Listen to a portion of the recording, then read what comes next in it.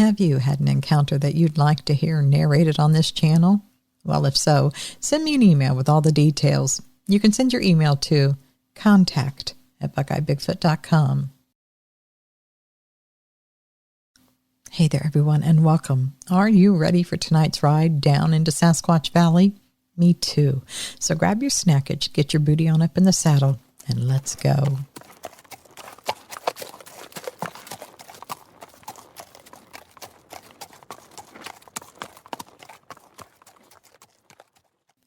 In 2017, me and my brother did a 3-day guided hunting trip out of Whitefish, Montana.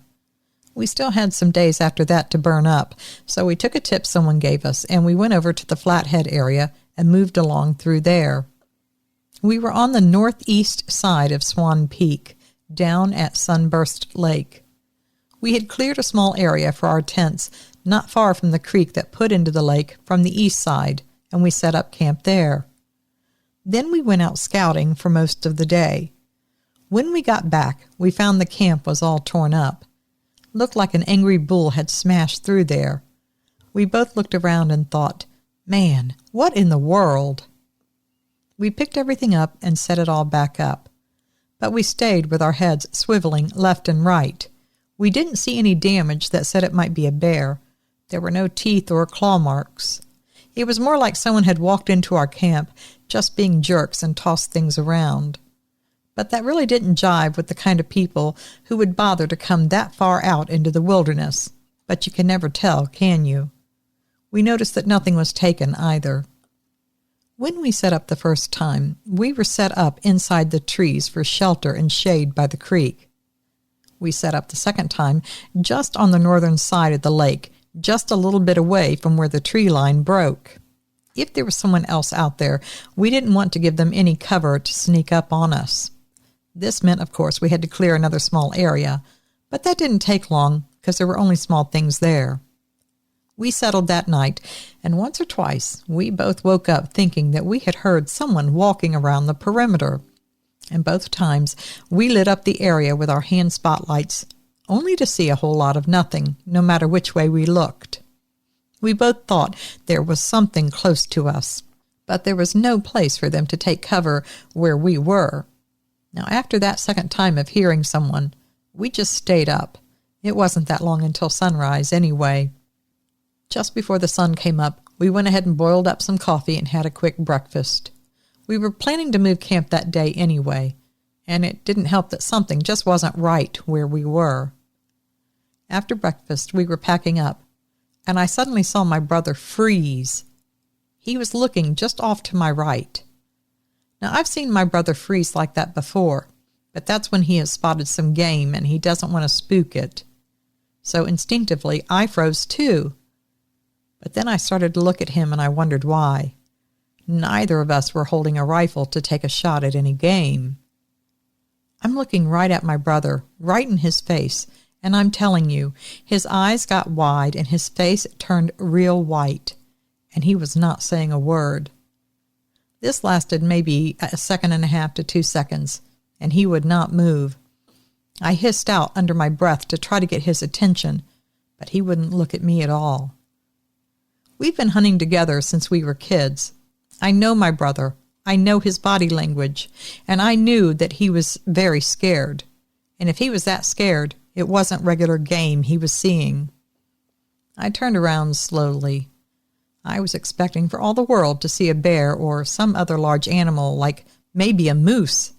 It wasn't rutting season, but that didn't mean that a moose wouldn't still be pretty dangerous, especially if it walked up to drink at the lake, and we just happened to be in the way. I had all kinds of thoughts when I turned to get a look, but I was not prepared to see an 8-foot-tall hairy creature there in the shadows.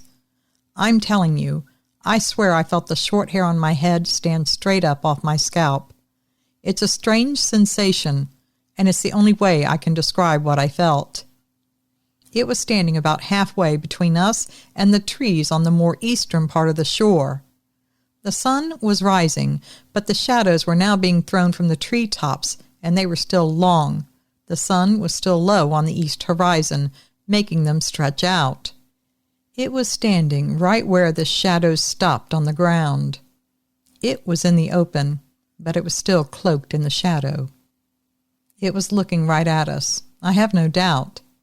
I estimate its distance from us to be about 100 feet. But something 8 feet tall in the open at 100 feet away, it's still pretty scary. I felt like I was back in high school looking at the biggest linebacker I ever played against. He was right there on the 30-yard line, right in front of me. All three of us were frozen, not moving. The sun coming up behind the trees made it so that I couldn't see much more than its outline, but I could see it, and I could see that it was covered in some kind of dark hair. It looked like a textured shadow. We all stared for about 2 seconds. Then suddenly the Bigfoot did a pivot, like it was about to turn to go back to the trees, but at the same time it was still looking right at us. That first step was a long, slow step that it took, and all the while it kept looking at us like it was daring us to make a move. I couldn't see its face or anything, so I can't tell you how or why I felt like there was a dare in that movement, but I felt it. It took 3 normal speed steps after it turned. Then it hit a striding run, and it shot away from us incredibly fast, like a meteorite. It was just gone. When it turned all the way from us, I immediately dove for my gun case instinctively. I unzipped it as fast as humanly possible, and I pulled out my rifle. But by the time I got back up, and I pulled my rifle up, that creature was nowhere to be seen. It was long gone into the thick trees. If I had wanted to bag that thing, I would have had to chase it into the trees. And believe me, I'm no scaredy cat, but something inside told me if I started chasing that thing, it would be the death of me. We still had to walk out of there, which meant we had to go through those trees. The only other way was up and over the mountain, and we were not equipped for that kind of altitude or climb. We had followed a couple creeks inward, and that's the way out that I knew, and that I wouldn't get lost. We would still cross a ridge to get out over a mountain, but it was a much lower, easier one. We were still 2 days to getting all the way out of there, and we made it, but we took turns watching each other at night as the other slept. We weren't bothered again, though. I can't swear that it was a Bigfoot that walked our perimeter that first night, but I can't think of what else it might have been. The baffling part was we were in an open area, and our spotlights had a very far reach, yet we saw nothing. The story that I got from my brother was that he had bent over to pick something up that morning, and when he went to straighten up, the Bigfoot was just walking out of the forest at a very fast pace, but it was off at an angle from us. He thinks it didn't see us right away. We weren't in its direct line of sight at that moment. But then somebody moved, and they saw each other, and everybody froze. It was just a chance meeting, probably, but it has opened my eyes as well as my brother's as to what might be out there in those mountains. We still hunt them, though, and we still love them. Signed, Zach. I've listened to a few of your stories, and I thought maybe you'd be interested in one of mine. Now, it's not as exciting as Ha-Tu-Ha or the one where the lady got sniffed as she was trying to sleep in her camper. In fact, it wasn't really very frightening at all. It was just very strange. My story happened when I was about 14 years old. It was the mid-1960s. It was the summer between 8th and 9th grade. We lived in an area of second-growth timber in western Washington state called North Kenmore Acres. There were no big housing developments being built out there. There was just 1-acre lots with alder and maple trees and huge stumps of virgin timber left over from the first timbering. There was an Eskimo carpenter building these small 2-bedroom houses, not very many of them, though. He sold them unfinished inside. My parents bought one of those on the forested lot. It was cheap. By the time of this story, my dad had cleared the lot and finished the house and built 3 more bedrooms onto it. But you can see what kind of a scene it was. Basically, we kids grew up in the surrounding forests. There were 4 of us. I was the oldest. At that time, we had heard about the Yeti, but didn't really believe it. Something else was mentioned, but much closer to home. But none of us worried about anything out in the woods that was going to get us. No one talked about Bigfoot, and I didn't hear the word Sasquatch until decades later. I may have heard something called a skookum mentioned, though. There was a neighbor who had a UFO sighting, a good one, but that's a story for another email. Most of the whispered stories we heard our elders tell quietly were about the doings of regular human beings, not cryptids. The point being, we weren't expecting anything in the woods. On the day that I'm talking about, I was mad at my younger siblings, 2 sisters and a brother, and my mother for supporting them. My father had gone to work as usual. I decided to run away.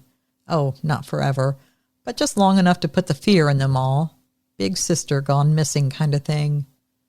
I slipped out the back corner of the lot and into the undeveloped area of woods that extended for miles to the north and the west. I knew the paths and the trees and everything that was out there. I knew them very well. It was sort of like an extended home, very familiar. It was a hot day. The air was warm and sleepy and heavy. Woodsy smells were all around.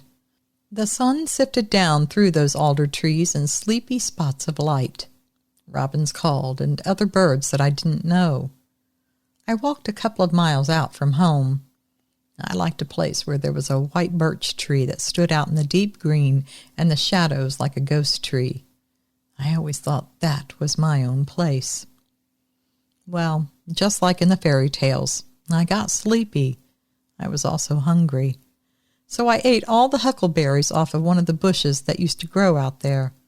The orange kind, not the blue. Then I sat down. I had long jeans on and a long sleeve shirt, so it was easy and pretty comfy to lie down on the forest floor. I lay there, looking at the insect life in the speckled light, listening to bird calls, and I was soon totally asleep. I don't know how long I napped there. I was too far from home to hear anyone calling me, if they even did.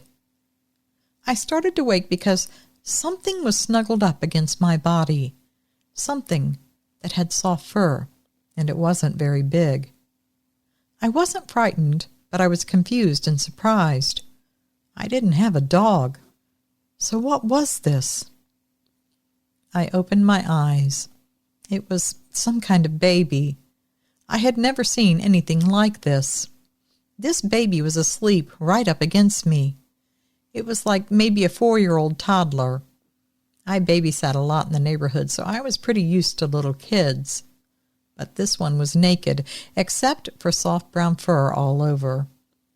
I sat up carefully and looked all around myself. I could see that time had passed since I got here. It was late afternoon. I looked at the little guy, and it was a guy, and I said, "Who are you? Where's your mama?" It was all dreamlike. What do you say to such a being? I wasn't sure what to do. He woke, and he smiled at me. He had brown eyes, very bright brown eyes, and a little button nose like any little kid. He did not look like a monkey, if anyone is thinking that. He looked like a hairy baby, maybe a little proto-hominid-ish. "Do you talk?" I said. He laughed at me and sat up also. He said some things in a soft, sibilant language and a very babyish voice. I was just beginning to wonder what in the world I should do about him. Should I bring him home to my mother? I found it hard to imagine just leaving him there. I was stroking his head and talking some more nonsense at him when someone else appeared. It was a giantess. I didn't know what else to call her, of course. I had no idea. She was way over my father's height, and he was about 6'1". She looked like the baby was hers for sure.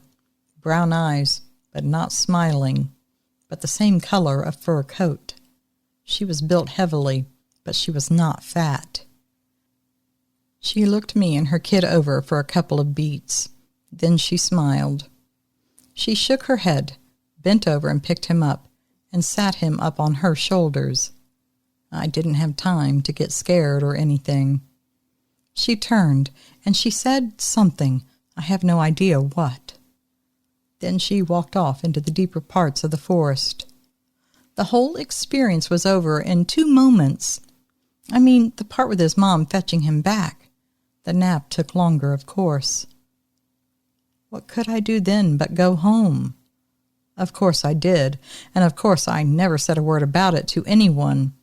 They would have laughed for years. Well, that's it.